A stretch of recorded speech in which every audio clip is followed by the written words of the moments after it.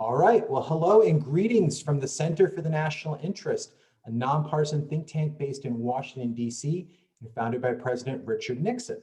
My name's Harry Kazianis. I'm Senior Director of Korean Studies here at the Center for the National Interest, and I welcome you all virtually for what I feel is an all-star cast of experts on North Korea and Asia, and what I hope is an 80-minute break from all the comings and goings of the U.S. presidential election. I don't think we're going to get a break. I think there's going to be a lot of time to sort of weave this into our conversation today, but we will try to take maybe a short break. Before we introduce our panelists and even the topic, I think it's important that we do a little scene setting, considering the subject we're talking about, aka North Korea's nuclear weapons program. Perhaps the best place to start is what we think we know about the DPRK's nuclear weapons program. Starting in 2006, or now 14 years ago, if you can believe it or not, Pyongyang detonated its first small nuclear weapon, an effort that was mocked by a lot of people, and some said it fizzled out. However, over the past decade and longer, North Korea has expanded its nuclear arsenal to include perhaps as many as 20 nuclear warheads. I know that's debated, but we'll use that number for now. And enough fissile material for as many 60 plus nuclear devices. Again, that's debated, but I think that's what a lot of people would sort of surmise. And that's not all, as the DPRK has been developing advanced delivery systems as well for its nuclear weapons. North Korea has been working to make a nuclear weapon small enough to fit onto a missile, something that US officials actually first started talking about 5 years ago now. And I think that's something that a lot of us forget about with all the headlines that come out with North Korea over the years. In the 5-year period since that time, Pyongyang has tested a number of different short, medium range, intermediate range, and long range missiles like ICBMs. In fact, if you can believe it, it was all the way back in July 4th, 2017, on Independence Day, no less, when North Korea tested its very first ICBM, the Hwasong-14. It would test it several times after that, and then they would also test back in November of 2017, the Hwasong-15 ICBM that has enough range to basically hit any target within the United States homeland, if they master the reentry technology, which is a separate issue. I think all of this really leads to a lot of very interesting questions, but I think the most pressing one is, what do we do about all of this? And I think that nicely leads us into today's real question, the topic for our conversation today. Is it time to accept North Korea as a nuclear weapons state? Pretty controversial, but I think a very, very valid question. Now, to be honest, a few years ago, such an idea or even question was unthinkable. However, after decades of attempts to try to get the DPRK to denuclearize, there's a growing number of calls on progressive circles, on conservative circles, to at least consider the idea, or while not outright accept North Korea as a nuclear weapons state, maybe some sort of de facto or just acceptance for now, while we try to work to cap North Korea's qualitative and quantitative nuclear achievements. With all of this on the table, I would like to bring in our all-star cast, which I'm very, very honored to have. The format, very straightforward. Many of you, as I can see on the guest list today, have been part of these events, so I think you know how they go. Obviously, we are on the record today as this is being broadcast live and will be put on our YouTube channel later, as well as on the National Interest website.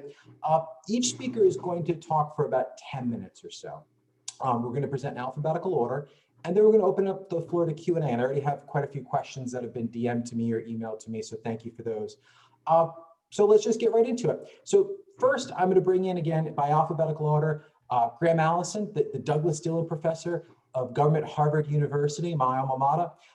Allison is a leading analyst of national security with special interests in nuclear weapons, Russia, China, and decision-making. And he wrote one of my favorite books, so I'm very biased, The Thucydides Trap. Dr. Allison, please. Thank you very much, Harry, and it's a great honor to appear with such a distinguished panel, and I congratulate you and the Center for National Interest for organizing the session and for the way in which I think the National Interest, the magazine, has basically owned the debate about this issue. I also applaud the idea of asking radical questions about the policy, since you have represented here people that have worked on this issue for some decades. I think I first started working on it with Bob Gallucci longer ago than he and I can remember. And I'm struck by a nice line from Michael O'Hanlon, which he says our record is, quote, unblemished by success. So I think that there's a reason for some modesty about what we know about North Korea and how effectively we have prevented North Korea becoming a nuclear weapon state in some form. So I'll take my 10 minutes very quickly to do 4 points. Maybe I'll try to be shorter. First point, why did President Obama tell President-elect Trump that the major challenge of his, what did he tell him would be the major challenge of his presidency? Secondly, since this is the Center for the National Interest, where does the acceptance of North Korea as a nuclear weapon state rank in the hierarchy of American national interests? So what do we care about more than we care about North Korea as a nuclear weapon state? Third, what do we mean by this phrase, accept North Korea as a nuclear weapon state? That can be interpreted various ways. First, in the current policy, which doesn't deny for planning purposes that North Korea has nuclear weapons, it simply denies them recognition or the legitimacy or acceptance, and what would be an alternative, and how. So the fourth question is basically, what's an alternative and how much difference would it make? So quickly, it's hard to remember, but here we are, October 2020. So if you go back to 4 years ago, Trump's elected, a single meeting between Trump and President Obama. And Obama in this meeting identified one issue that he called, quote, the challenge that will define your presidency.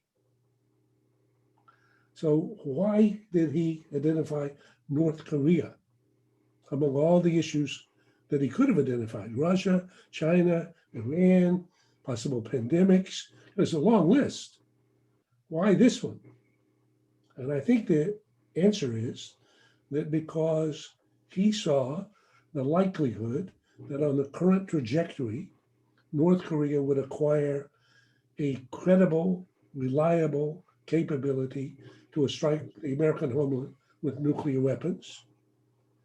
And he was unable to decide whether he should take military action, Obama, to prevent that happening, given the risk that that would mean a second Korean War, maybe including North Korean use of nuclear weapons against South Korea, or alternatively, whether he should accept that and try to find a way to live with it.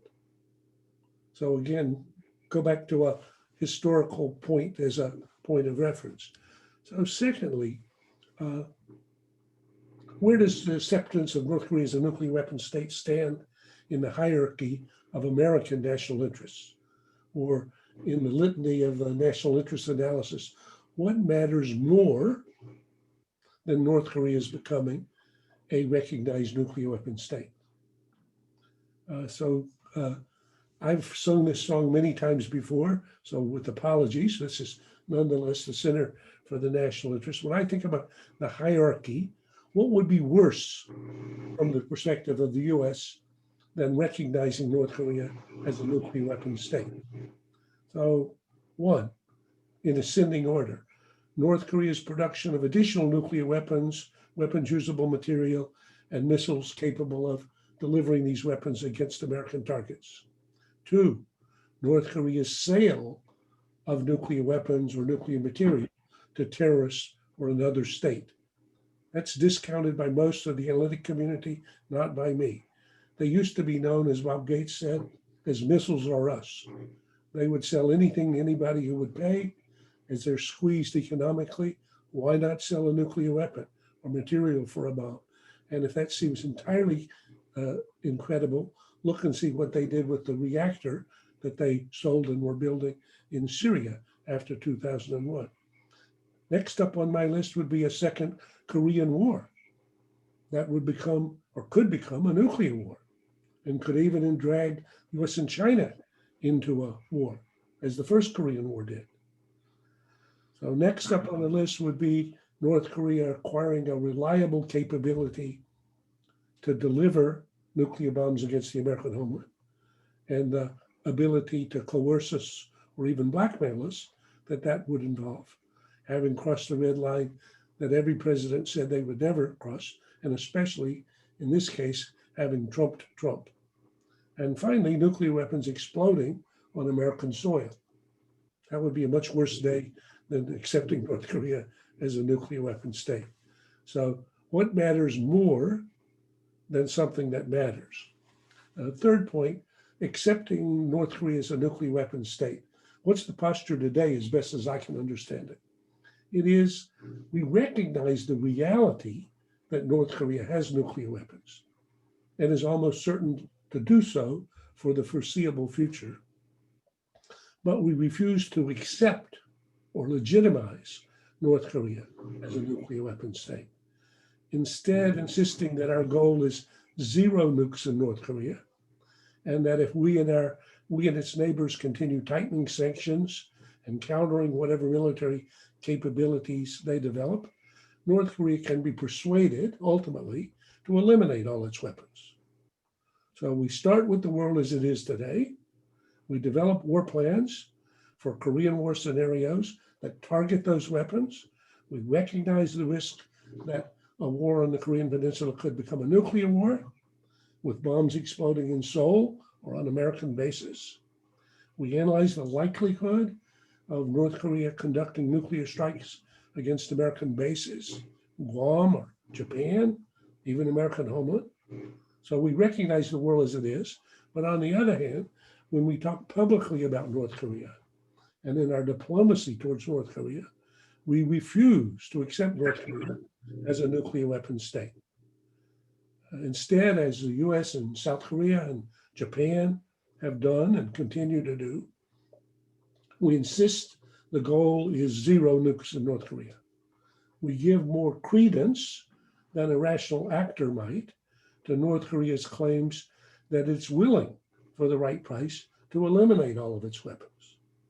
And we hope that this posture continues to impact perceptions in South Korea, in Japan, and elsewhere by maintaining what skeptics might dismiss as a fiction, and we call it an achievable aspiration. So fourth and finally, what would be an alternative policy that would be more accepting? And I would say it would be something like either the current policy and posture towards Pakistan, or even more accepting India. So operationally, that would mean focusing more on the safety of the nuclear weapons that they have, as we did in the case of Pakistan, and on arms control to stop or slow or reverse their buildup.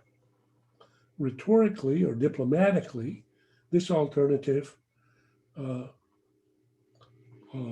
could take lines from our policies towards Pakistan and India. Remember that in dealing with India, the US refused to accept or recognize India as a nuclear weapons power until 2008. Bush 43 decided to create what he called an Indian exception. They signed a 1-2-3 agreement, opened the door for cooperation between India and the Nuclear Suppliers Group, reached official safeguards agreements with the IAEA, and saw increased collaboration between the American and Indian civilian nuclear energy communities. So finally, most of the non-proliferation community, and of whom I'm certainly a member, has believed that by insisting that North Korea is not accepted, it's not an accepted nuclear weapon state, that this makes the reality of their arsenal less salient for countries that might otherwise feel themselves compelled to respond by developing their own nuclear arsenals, including in particular South Korea and Japan. But how to assess these claims about salience and the significance or salience for different constituencies? the members of the national security community in and around the governments of South Korea and Japan, the leaders of those countries, or indeed their publics. I'm more ambiguous about this than I was before, so I'm hoping some of the other members of the panel will have some more clarity than I have in addressing that question. I think that's just about 10 minutes and maybe 30 seconds under, I hope. Great. Thank you, Graham. I really appreciate your comments. Excellent, as always. Next, I want to bring in a good friend of mine who actually over the years, since I've been affiliated with the Center since 2013, has really changed a lot of my own viewpoints on North Korea. And that would be Ted Galen Carpenter of the Cato Institute. Recognized expert on North Korea, senior fellow at the Cato Institute, and co-author of the book, The Korean Conundrum, America's Troubled Relations with North and South Korea. So Ted, the floor is yours. Thank you. Well, thank you very much, Harry, and thank you and the National Interest for organizing this panel on such an important issue. And Graham is absolutely right. The National Interest has been out front on this issue for a very long time. The U.S. policy certainly has been consistent with regard to North Korea's nuclear program, with administrations, both liberal and conservative, Republican and Democrat, all insisting on a complete, verifiable, and irreversible end to North Korea's nuclear weapons program, and indeed North Korea's nuclear ambitions. When I've dealt with that, I've often thought that US policymakers ought to consult the wisdom of the Rolling Stones song, "You can't always get what you want." This is a worthy objective, no question about it. But we have to ask ourselves if it is an achievable objective, seeing that we have been pursuing this now for decades, using a strategy of trying to increase North Korea's isolation, imposing ever-tightening sanctions, both unilaterally and multilaterally, and holding out what I've regarded as a rather small, anemic, moldy carrot to offset the large stick that the US keeps wielding. And that carrot being that if North Korea agrees to return to nuclear virginity, the United States and its allies will then very gradually, very grudgingly begin to lift the system of sanctions. And at some point in the midst of the distant future, North Korea will have a normal relationship with the rest of the international community, a normal diplomatic relationship, a normal economic relationship. I would argue it is a strategy doomed to failure. And unfortunately, US policymakers have a habit of pursuing unattainable objectives. And it's not true just with the North Korea issue. I can think of a number of demands that a succession of US administrations have made that are unlikely ever to be realized. For example, Russia is not going to withdraw from Crimea, no matter how many penalties we impose, no matter how many times we make that demand. One might add, if we were adopting a similar position with regard to Turkey and Northern Cyprus, returning that occupied territory to the Republic of Cyprus, that simply is not going to happen. The Taiwanese are never going to willingly accept political reunification with a one-party dictatorship on the mainland. Likewise, Beijing is not going to give up its demand that Taiwan eventually agree to reunification. And I find myself very frustrated when US administrations keep pursuing objectives that are really not attainable. Now, I would argue that a completely denuclearized North Korea falls into that category, maybe not quite to the extent of those other examples, but it's highly improbable that Pyongyang will ever give up its nuclear weapons capability. And there are several reasons for that. One thing, it gives the regime a measure of prestige and clout that it would not otherwise have. Without nukes, North Korea is a very small, poor, largely inconsequential country. Acquiring a nuclear weapons capability puts it in a very different category. Now, one doesn't have to go so far as the diplomat from North Korea back about a decade and a half ago, who speculated that if the North acquired a nuclear arsenal, the international community would have no choice but to grant Pyongyang a seat on the UN Security Council. That's delusional, but it is true that we do treat nations that have a nuclear weapons capability differently than we treat nations that lack that capability. The North Koreans know this. It is the one major asset they have in terms of international influence and power. Secondly, and I think more importantly, the North Koreans have seen what happens to non-nuclear adversaries of the United States, and it's not a pretty picture. The United States has had a long track record of forcible regime change to get rid of governments that we don't like. This goes back to the earliest years of the Cold War, including the CIA orchestrated coups in Iran and Guatemala. But for the North Koreans, some of the more recent examples are more pertinent.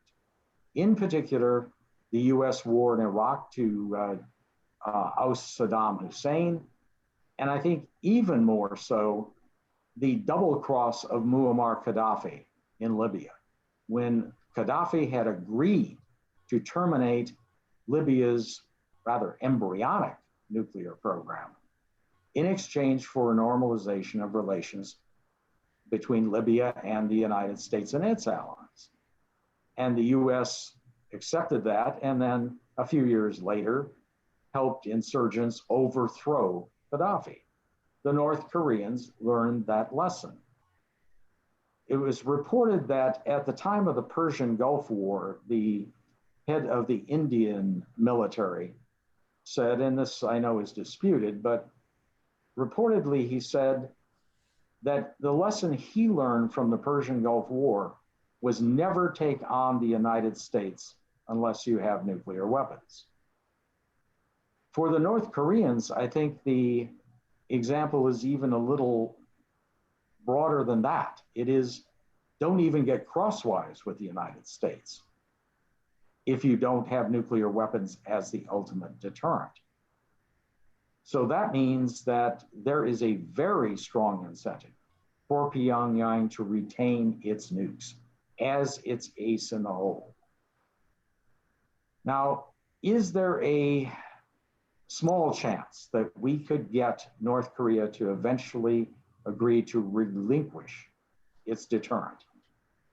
I think the answer is yes. It's not certainly a great chance by any means, but it exists.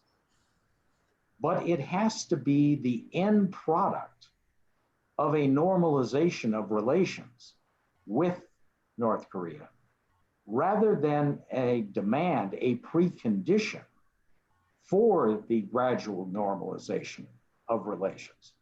So essentially, US policy has had the process backwards. And I think we need to reverse that. We need to move to normalize relations with North Korea across a range of issues, including a formal treaty ending the Korean War, including the establishment of diplomatic relations between Pyongyang and Washington, with a full exchange of ambassadors. It is the beginning, at least, of the lifting of sanctions against North Korea, so that we at least have the process underway of creating a more normal economic relationship. Now, that's not an easy task. I don't want to pretend that it is. There are so many obstacles to that. But the chances of North Korea agreeing to relinquish its ace in the hole, its nuclear deterrent, the chances are much greater if there's already been established a normal relationship between North Korea and the United States. Without the existence of that normal relationship, I think the chances are essentially nil that North Korea will relinquish its nuclear arsenal. That has to be a concerted process.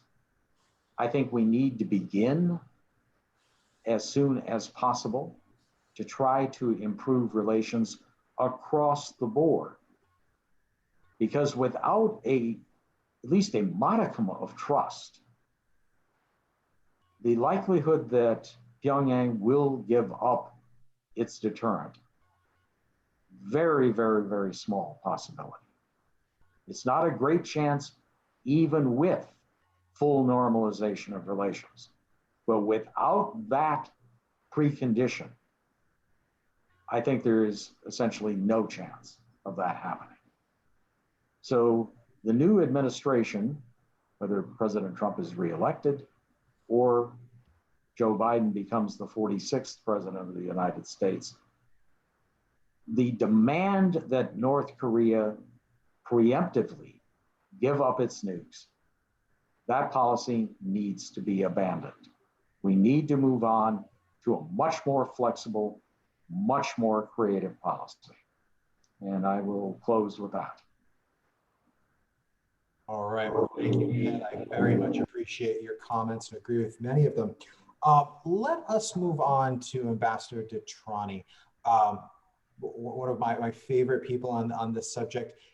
He's a former special envoy for the six-party talks with North Korea from 2003 all the way to 2006, and the U.S. representative to the Korea Energy Development Organization, or KEDO.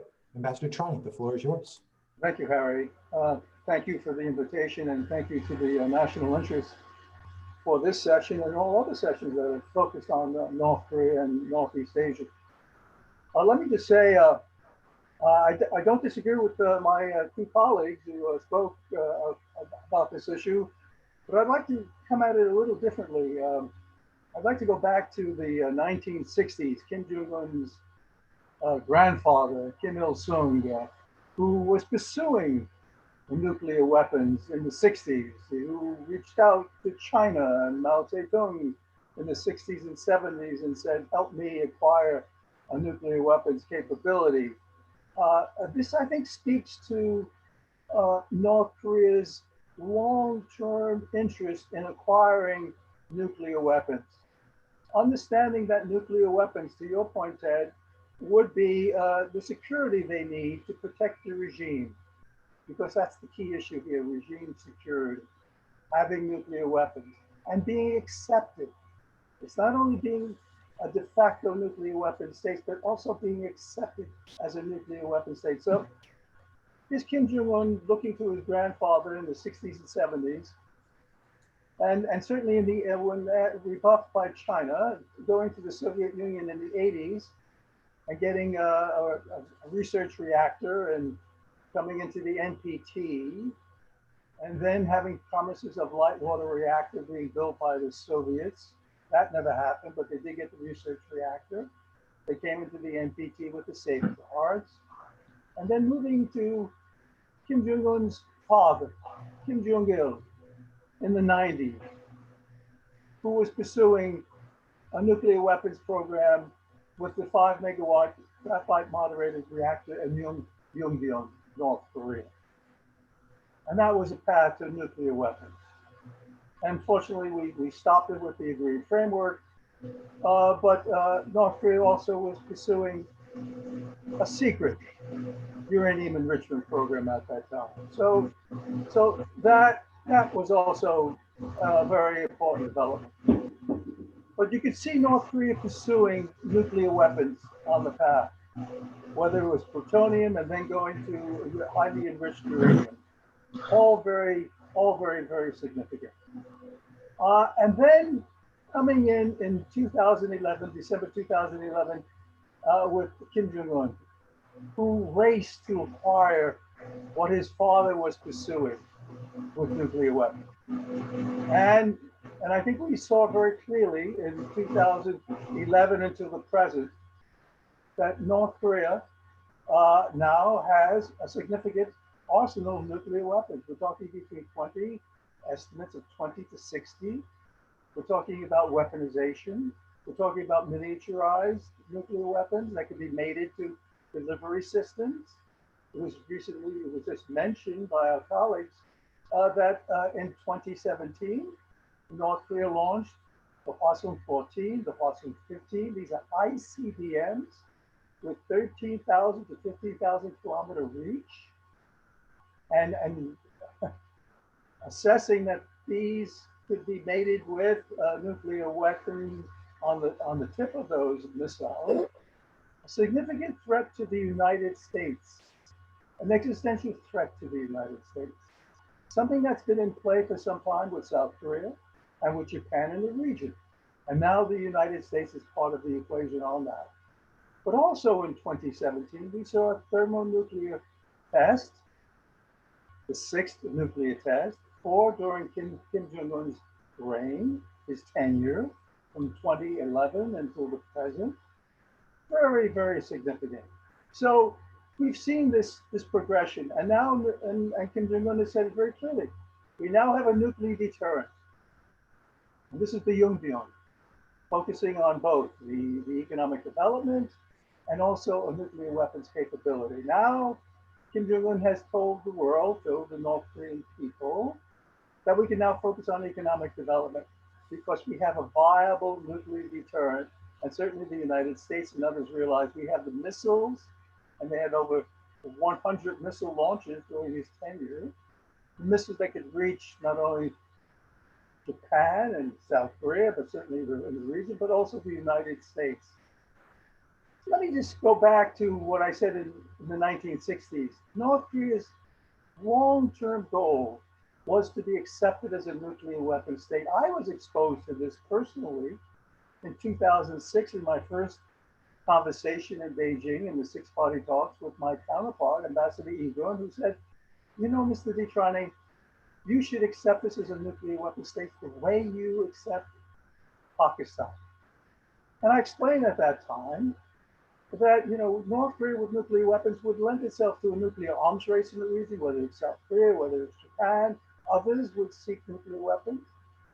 There's also the proliferation issue that there's a possibility of selling a nuclear weapon or fissile material to a rogue state or a non-state terrorist actor. For these reasons, we're saying, let's come to a peaceful resolution of this issue here so that North Korea doesn't become that model. But that was the insistence in 2003. And I might add, my last conversation with the North Koreans at the end of 2016 with their Vice Foreign Minister, Han Seung-ro, was exactly the same line. Accept us as a nuclear weapon state and we'll be a friend of the United States. We would never, similar to what I heard in 2003, use a weapon against the United States or any country. This is for defensive purposes. Just accept us as you do Pakistan. And I explained then what I explained in 2003, that it would lend itself to a nuclear arms race, a proliferation issue of concern, whether it's fissile material, nuclear weapons to a rogue state or non-state actor. And mind you, we have the 2007 experience in September of 2007, when Israel went in and removed the reactor that North Korea was building in Al-Qabar, Syria. And this started not only, they took it out in 2007, just before it was going to go operational. So these are the issues that are on the table. And I think accepting North Korea as a nuclear weapon state would, in my personal view, be a disaster because it would lend itself to a nuclear arms race, the possibility of proliferation. But on the other hand, we have to be realistic. North Korea is living in a tough neighborhood. They have over 4,000 years of living in that tough neighborhood. And they know without nuclear weapons, they could be extremely vulnerable. And if you're the leadership, you're looking at regime survival, you're going to keep those nuclear weapons because that's your path. That's your path to survive. Our challenge has been, how do we get them through peaceful negotiations to move away? Ted, I think you made some very, very good points on this.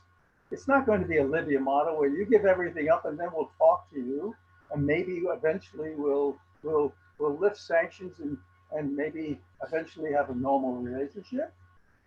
It's got to be a more meaningful path. And I think what we've tried to do with the six-party, with the agreed framework, and then the six-party talks, and certainly I think the willingness now would have to be, let's ensure that North Korea gets the security assurances they need. So regime survival is no longer the key issue. Regime survival is baked into the relationship, into the agreements, the negative security assurances we provided, and possibly from China and Russia, the positive security assurances they got. But also lifting of sanctions, economic development assistance, a peace treaty that ends the Korean War, and a path to normal relations with the United States. This is our challenge. And I think as my colleagues mentioned, this is what we have to address in a very flexible way.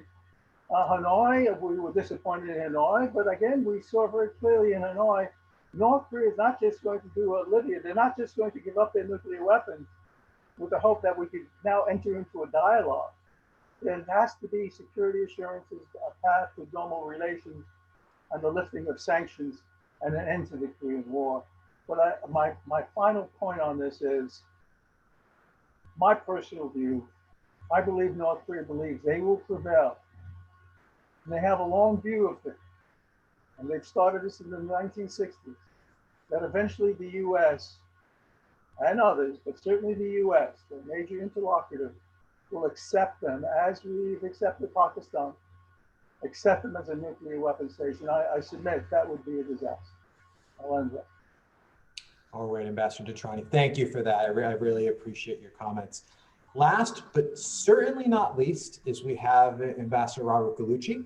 As many of you know, was the chief U.S. negotiator during the North Korean crisis of 1994 and served as Assistant Secretary of State for Political and Military Affairs and as Deputy Executive Chairman of the UN Special Commission following the first Gulf War. Ambassador Gallucci, the floor is yours, sir. Thank you very much, Harry. Thank you to the national interest for doing this, and it's an honor to be with my colleagues on the panel. There's a line about everything's been said, but not everybody has said it. Consistent with that, I thought about just giving you back the 10 minutes, but I think that would not. My first point seems entirely unnecessary to me. I want to make 5 points. I think Graham only had 4, so I worked much harder at this. So my first point seemed that your invitation, Harry, suggested that we have moved to a position in which most people think North Korea will not give up their nuclear weapons. I don't think that's true. I don't think there was ever a time when we thought North Korea would give up its drive for nuclear weapons, and then once they had them, would give up their nuclear weapons. Just briefly on this point, because it may be an unnecessary one to make, when I was asked to undertake the negotiations in '93, everyone said that I talked to said they would fail. And I was not particularly wise as a bureaucrat to accept this invitation, which it really wasn't, to negotiate with the North Koreans, because they were not going to stop their drive for nuclear weapons. Indeed, when I got my team together to go to meet the North Koreans, I didn't have anybody but maybe one person you all probably can guess which one of a team of 15 thought we had a shot at getting North Korea not to develop nuclear weapons. So even those of us who were negotiating didn't think we would succeed. Once the negotiations got underway, that view did not change, not on the team and not back in Washington.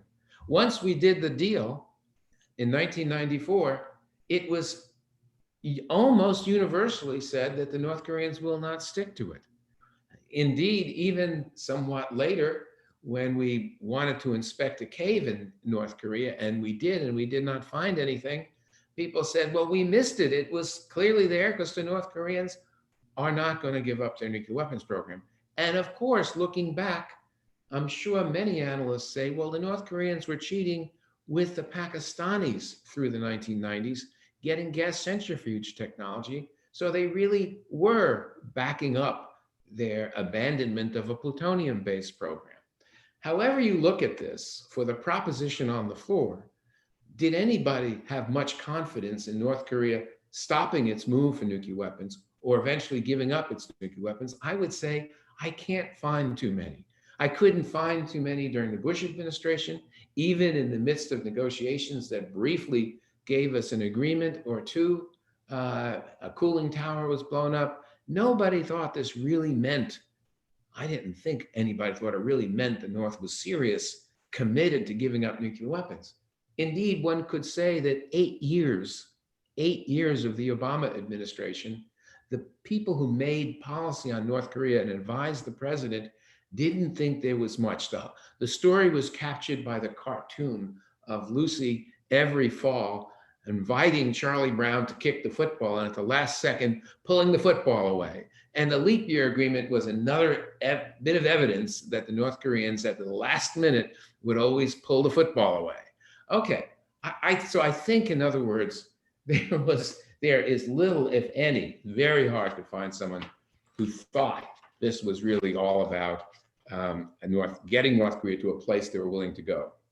So my second point is that actually, having said that, nobody knows. Nobody in the United States or anywhere else, except maybe in North Korea, nobody has ever known what North Korea's grand strategy is, or whether it has changed from grandfather to father to grandson over time. As they say, a lot of people know a lot of things that aren't true. And I would say that's particularly true of the location of Washington, D.C. So does all this evidence, though, at the end of the day, mean that North Korea will not, in any foreseeable future, really denuclearize? And if it did mean that, should it change U.S. policy? Should we aim at something attainable, either an open acknowledgement of North Korea that it has nuclear weapons and it will always have nuclear weapons, which we may, under those circumstances, we may seek a simple containment of North Korea, or we may try to do more, negotiate arms control, where we seek to limit the North's nuclear capability. But really, denuclearizing North Korea would be a continuing myth. We wouldn't really believe that was ever going to happen. In other words, would we adopt what, for those of us who spent careers in the Department of State, regard as something of an unofficial motto? Don't let the best be the enemy of the good.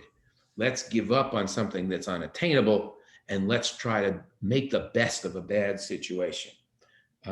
That's what I think we are getting for advice. So I go to point 4. My answer is two-part to that.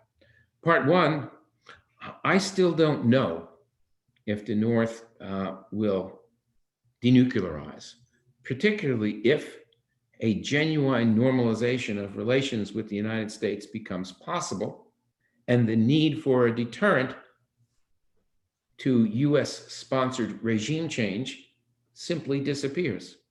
And if the benefits of non-nuclear weapon status are indeed viewed as substantial by the government and the DPRK. So this really would fall into line with what Ted was saying, if we really got normalization.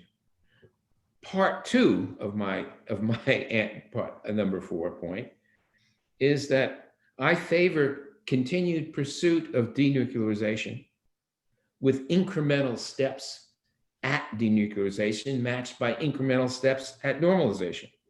I mean, this is standard fare. The only thing that's not so standard is I think we have to get a little more serious about normalization than we have been. It goes to not only the Treaty of Peace and exchanging first liaison offices and then full diplomatic relations. It really goes to a fundamental change in the kind of operations we conduct with our South Korean allies, what is particularly threatening to the North, what is a signal of what we intend. And it's a different view about Northeast Asia. We'll know we're really normalizing when Beijing gets nervous over the loss of its buffer state. Then we'll know that we're making some progress. So at the end of the day, my point 4 is I oppose acceptance. By that I mean acknowledgement de facto or de jure of nuclear weapons, North Korea being a nuclear weapon state, because of what I think it would mean were we to do that for the non-nuclear status of our allies, the Republic of Korea and Japan, and what it would at the end of the day mean for our effort at preventing the spread of nuclear weapons globally. Let me put a sharp point on this. For me, the India deal was a huge mistake, and I'd not like to make another just like it. Finally, if we're going to follow the path that Ted recommended and what I would pile on and agree with, it will require patience of the following kind. There have to be reciprocal steps at the working level in both normalization and denuclearization. We will have to, and this will trouble some, we will have to address the human rights issue in North Korea, because we will never have normal relations with North Korea if they treat their own people in an utterly atrocious fashion. They will not be normal relations. China's acquiescence at the end of the day to the evolution of a situation in which it does not have a buffer state quite like it did before will be necessary. Restraint by the United States in high-profile military activity that will affect North Korea will be essential. Addressing North Korea's ballistic missile capability as well as its nuclear weapons will have to be part of the effort. But deferral of other arms control targets like biological weapons and chemical weapons, I think would be utterly appropriate. Close coordination with Iraq, obvious. Acceptance by the North of intrusive inspections will be essential. The question of how intrusive would be negotiated, but one might think of Iran maybe more than Iraq. Acceptance of North Korea as a threshold state forever is the only realistic thing that can happen. The I in CVID has always been nonsense. Comprehensive, yes. Verified, yes. Disarmament, yes. Irreversible, inconceivable. You don't shoot the scientists and you don't burn all the plans. You can't make it irreversible. And it's really implausible to me as a former inspector that you're going to be absolutely certain there's no fissile material left in North Korea after those very comprehensive inspections. So there'll be a threshold state. Finally, if you follow this course or plan to follow it, it's going to take enough time to have to survive over more than one presidential administration. So domestic support at home in the United States, and also I think in the Republic of Korea and Japan will be essential. Thank you. All right, well, thank you, Ambassador. Thank you to everybody for the very realistic and I think sobering assessment on all of these points when it comes to North Korea's nuclear weapons program. I want to get to Q&A, and I think the overwhelming question, I've got this question about 15 different iterations, so I'm essentially combining a lot of different people's one seemingly similar question. It's a question if Joe Biden were to win the presidency. We were treated maybe a little bit to what North Korea policy could potentially look like during the last presidential debate. Joe Biden spoke about North Korea for maybe a minute or so, called Kim Jong-un a thug, but talked a little bit about, potential meeting with Kim, what that policy would look like. So the question I'm going to put to everybody, and if we could go back in alphabetical order and starting with you, Graham, first, what do you think Joe Biden's policy towards North Korea and its nuclear weapons program would look like? And I'd like everybody to answer this again in alphabetical order if you could. So Graham. Well, good question. I'm not sure, but I would suspect it'll look a lot like the Obama-Biden policy, and I think it'll be about as successful.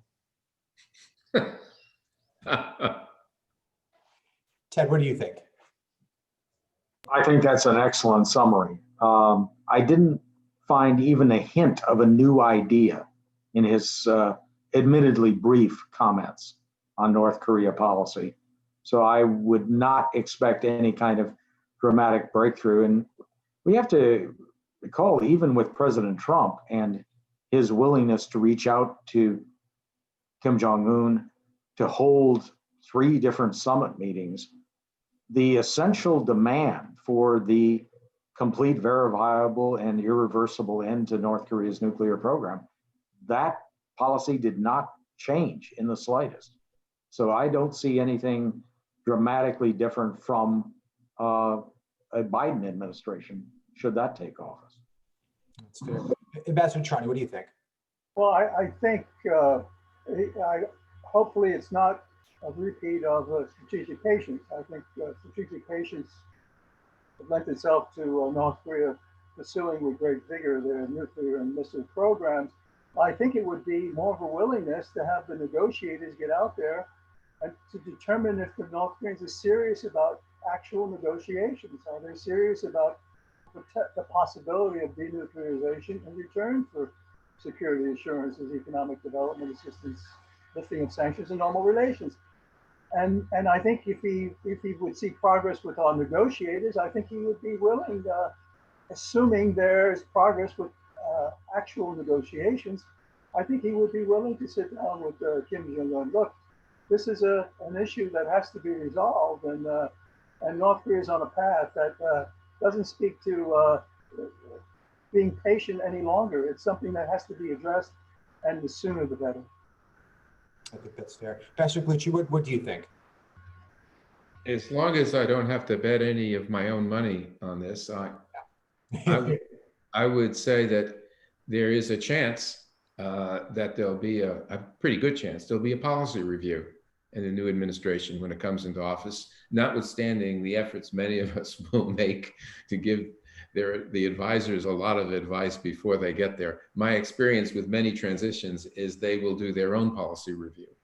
And it is possible in a policy review that some of what people have been saying in the talking head world of Washington, D.C. around that circuit will get into the thinking there, and we might get beyond doing what we did before, essentially because we didn't. I mean, the view here, Harry, was that I think in the Obama administration was that it wasn't worth the political effort of the Obama administration to extend itself in a losing cause. So that this is why I think the idea you had for this panel is a good one, that if you think you're not going to succeed, why keep knocking your head against the wall? That's one way of looking at it. But from a presidential perspective of the use of his power and his influence, but trying to knock your head against the wall on North Korea doesn't make much sense. Administrations look at things like the Middle East and the peace process, or they look at North Korea, or they look at China policy. It's kind of more coherent than they are, and they look for the possibility of a win. It's normal American politics. If they can't see a win out of the deal with North Korea, then it's not appealing. And that awful phrase that Joe uttered, taking 2 perfectly good words and making an ugly phrase, strategic patience, is what they ended up with at the end of the day. And that's not good. And I think the smart money, of course, where Graham was, is probably right. But I think there's a chance a policy review, sometimes happens at the beginning of administration, will take us in another direction. And the kind of direction Ted outlined, I think, would be terrific if we got there. I agree with you. Can I? Please, Graham. One thing. I think if we go back to what Obama said to Trump, most people just can't take that aboard because they don't appreciate, I think, the extent of the risk that Obama believed would occur if and when North Korea acquired a reliable, credible threat to strike the American homeland. So I think it'll be interesting to see whether, if it's a Biden administration, Kim will go back to the completing the set of ICBM tests, which he stood down from after November of 2017, because, at least this is now my analysis, he was absolutely afraid that Trump was going to attack him.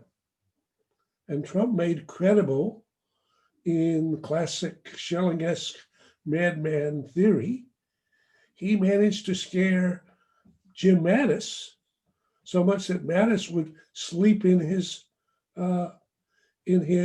clothes, so he could go when the attack occurred. So I think that's not likely to be a Biden policy.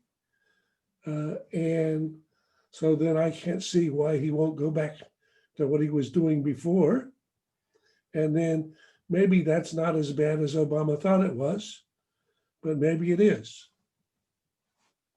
No, Graham, I think you bring up a great point, and actually you've sort of quasi-generated another question that's been asked a couple different ways. And I want to put this to Ambassador Gallucci and Ambassador Trani, again, in alphabetical order if we could.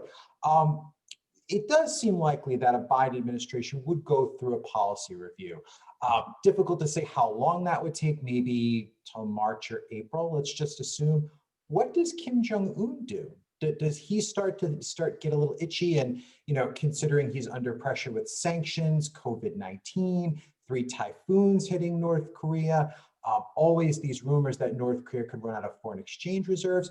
Does he wait for that policy review, or does he start thinking, well, maybe to get in front and center of the administration, maybe I test that new, Hwasong 16 or whatever we're calling it, the new monster North Korean ICBM. So I'd like both of your analysis if I could.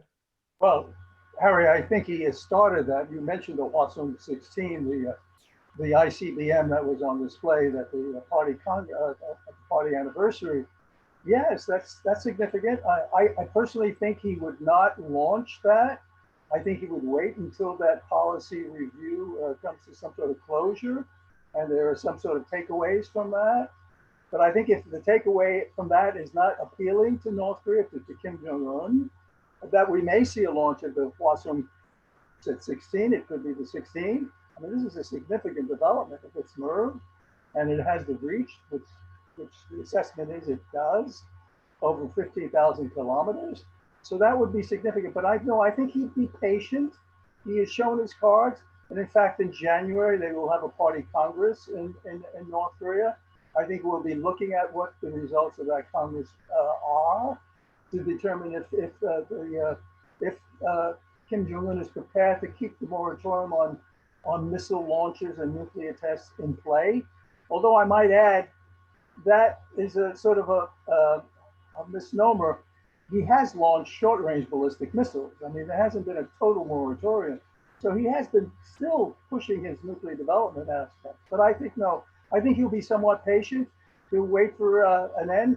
But if the results are not positive, yes, I think we will see a missile launch, and I think he will continue to work on his nuclear and missile program. That's fair. Ambassador Gallucci, what are your thoughts? I don't know what bureaucratic politics looks like in North Korea, but if there was anything like here, there would be some pressure from his military for more launches of these extended range, call them ICBM range missiles, because they've only had a couple. They've had them at altitude and not downrange. And you mentioned indirectly a little bit ago, there's some uncertainty, we think here, and we think also there, over the ability of the package to survive reentry. So there are things that in a couple of tests, you cannot get initial operating capability of anything like the confidence we would want to have, or the Russians would want to have, for example. So I think there'd be some push to do that. And plus there's history, and the North, as I think most people have observed, will occasionally try to get the attention of the United States and the rest of the world, improve their bargaining position, blah, blah, blah, by causing trouble. and they're and at the same time scratching a bureaucratic itch. The same, by the way, is true of nuclear weapons development. A lot of us think that last test was more likely than not, as the intelligence community likes to say, more likely than not a true thermonuclear weapon than simply a boosted weapon, and they would want to do more tests. That was a very large yield, 10 times what they'd done before. It's probably over 200 kilotons. So there's reason for causing trouble, technically. There's a political history of that. And then there's the hope. And the hope is that they would understand, even if there wasn't a formal policy review, that if they started us off that way, that a new president, to show his manhood, may feel a need to find some new things to sanction or new exercises to undertake or something to match belligerents with belligerents, even if it doesn't look exactly like 2017. So I worry about what the North will do during a period at the beginning of the Biden administration.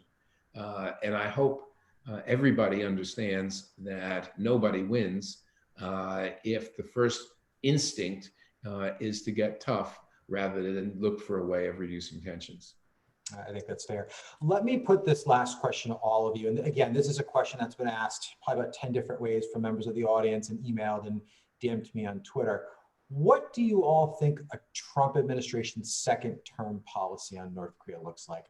Obviously, Trump it started with his fire and fury rhetoric, threatening to destroy North Korea at the UN, to really flipping the script and having 3 different meetings with Kim Jong-un, 2 formal summits, all different types of attempts at diplomacy. So again, I'm just going to go in alphabetical order. We've got maybe about 5 or 6 minutes left, but I don't want to limit anybody's response. So Graham, if we could start with you and just go back down alphabetical order, and we'll end it there.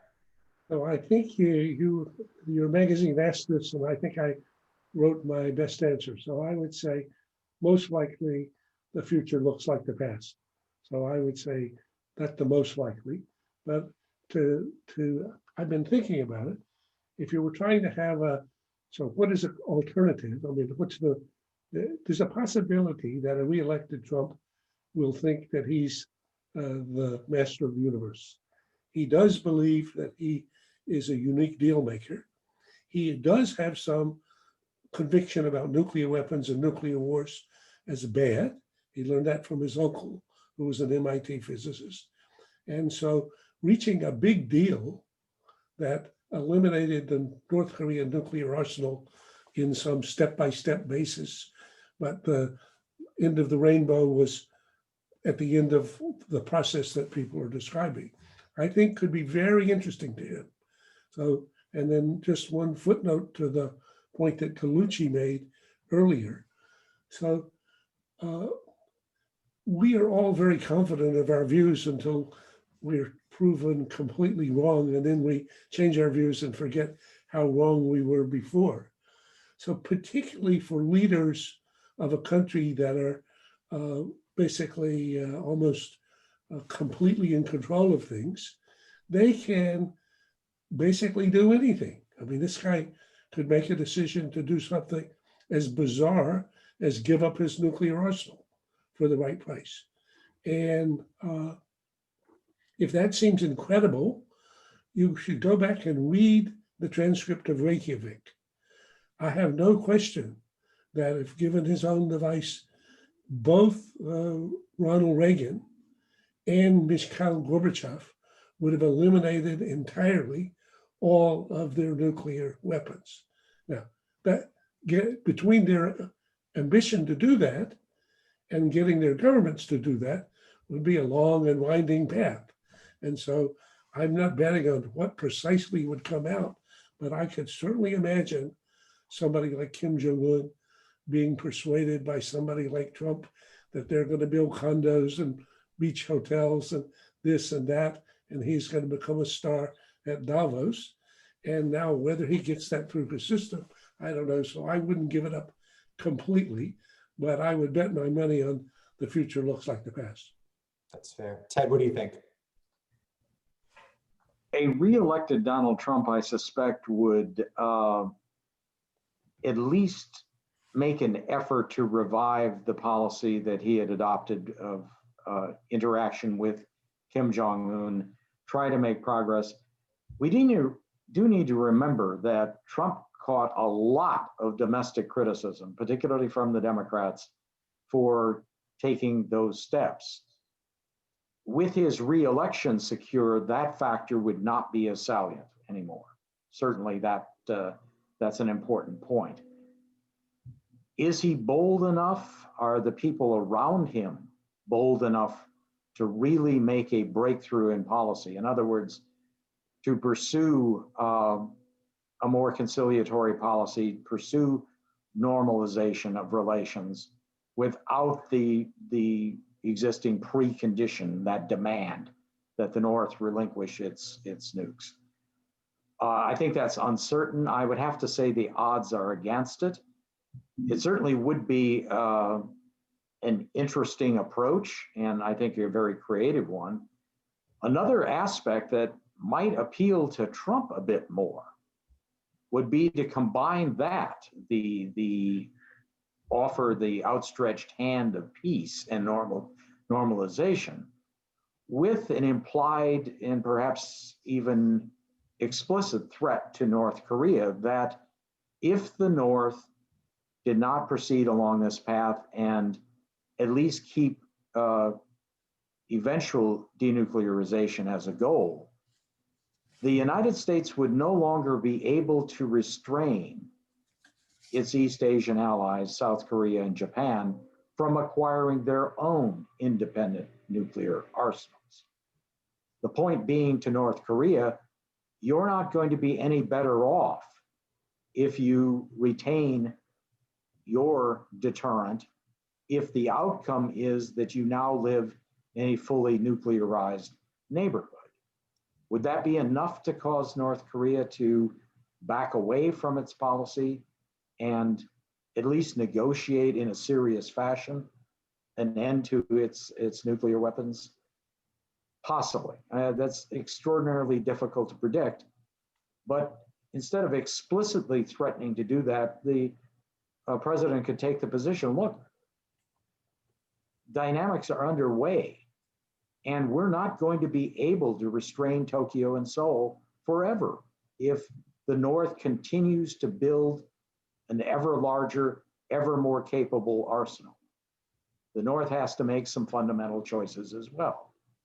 So again, it's very difficult to predict what the Trump administration's North Korea policy will be in a second term, but I would hesitate to assume that we're just going to go back to 2017 or that we're locked in place with the current sterile policy that has gone on for decades. That's fair. Pastor Trani, what do you think? Yeah, these are all very good points.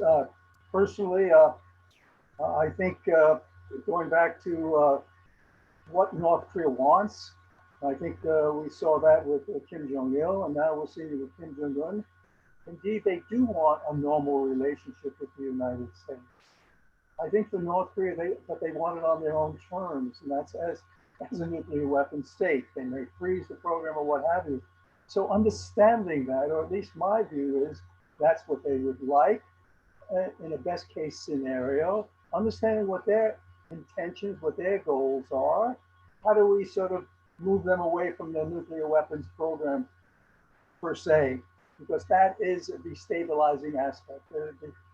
To have secure peace and security in Northeast Asia with a nuclear North Korea is not going to be a reality. And we talked about South Korea and Japan seeking nuclear weapons, etc. We know that. So I would think a second Trump administration would say, okay, we do want complete verifiable denuclearization. Hanoi didn't work. You're just not going to tell them you have to give everything up, and then we'll talk about lifting the sanctions. It's not going to work. So I think it will be more of a negotiating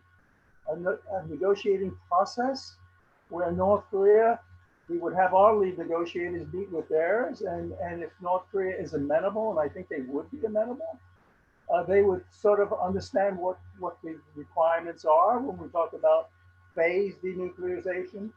or a phased approach to lifting sanctions and having a peace treaty, maybe with an initial declaration and a path to normal relations with the United States.